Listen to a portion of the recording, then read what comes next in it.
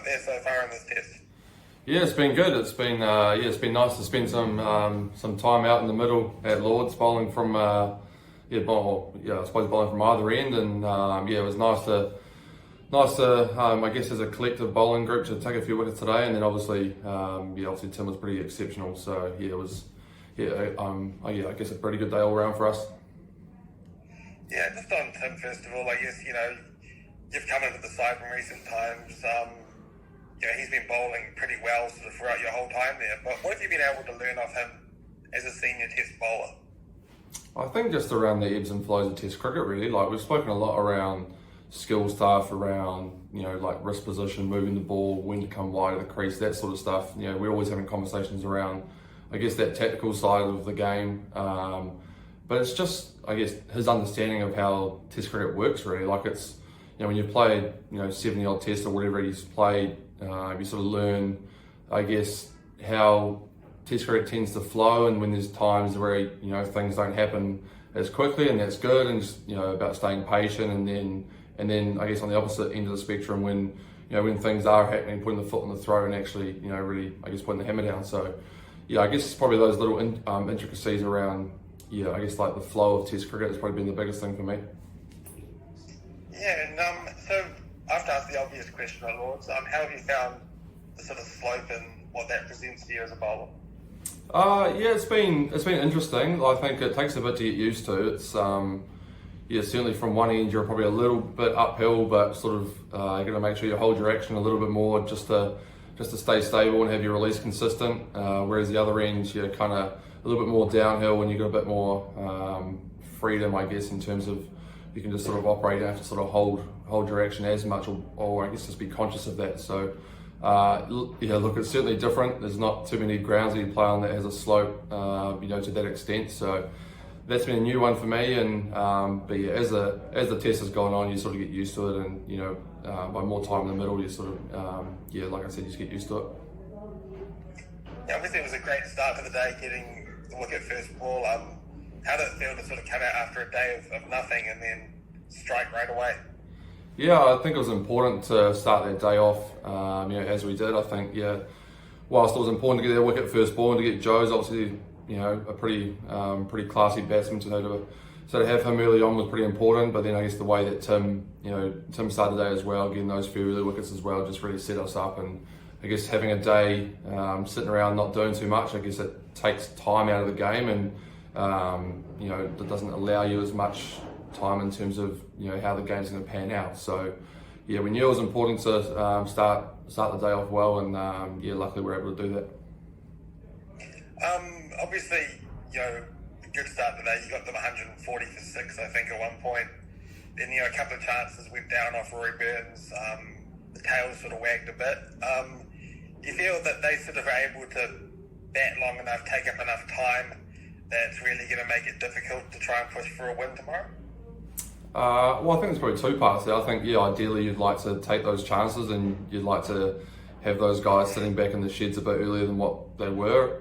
That's just natural. I mean, games don't always pan out perfectly how you want them to, but I certainly don't believe that there's time taken from the game in terms of us being able to push for a win. Look, we're still ahead in this game. I guess we have the ability to control how this game is set up in that first session tomorrow. And look, I think probably having that rest as well on day 3, it's everyone's raring to go for tomorrow, and I guess we'll certainly be pushing for a win, that's for sure.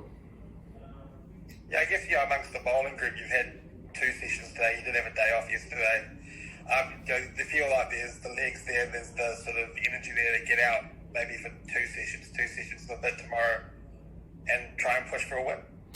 Absolutely, mate. It's not hard to get up for Test cricket, that's for sure. I think we haven't played for a while too, and look, if there's a couple of sessions and there's a Test victory on the line, I have no doubt that all of us will be pushing as hard as we can, and just seeing where we get to. Really, there's nothing guaranteed if you bring that attitude, but without a doubt, we'll certainly be bringing that. That's for sure. Yeah, there's a bit of analysis going around that you and Tim with the new ball on day 2, you swung up more than any other visiting bowler bowling combination in the past 15 years. in England. Did it feel like you were getting it to move quite a bit? Yeah, I think there was a bit of help there. It certainly felt like we're moving it. I mean, in terms of that relationship between other guys, I'm not sure. I don't know if it was moving more than what it normally does here. From my perspective, I guess, and my experience as well, I'm kind of used to seeing the new ball moving, so I didn't feel too different.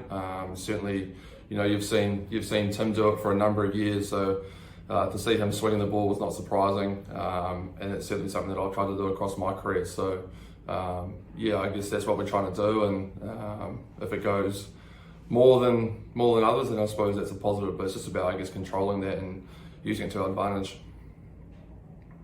Yeah, I guess just seeing Tim pick up 5 and get his name on the honours board, and obviously seeing Devon get his name on the honours board earlier in the test.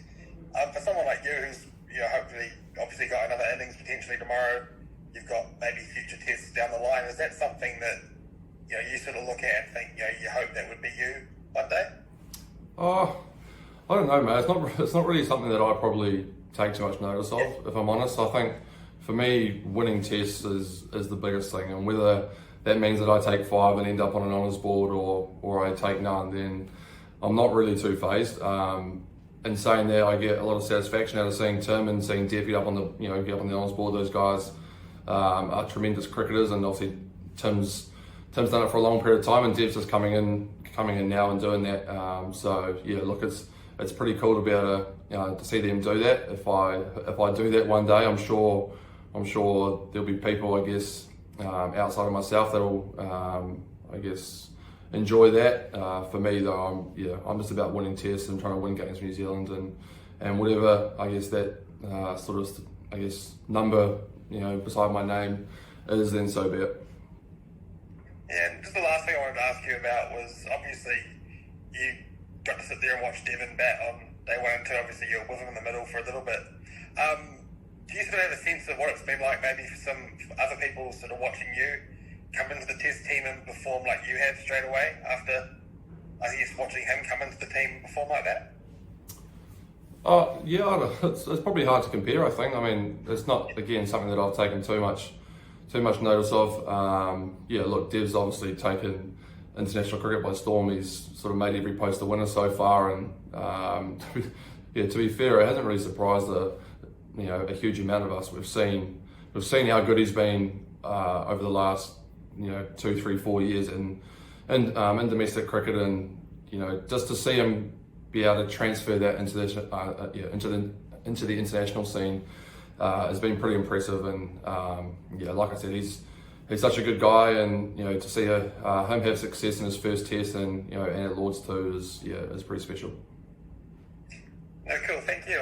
Good luck for tomorrow. Thank you very much. Cheers. Thanks, Dandy. Thanks, Kyle. We'll get this stuff out. Appreciate it, guys. Cheers, Ben. See ya. Thank you.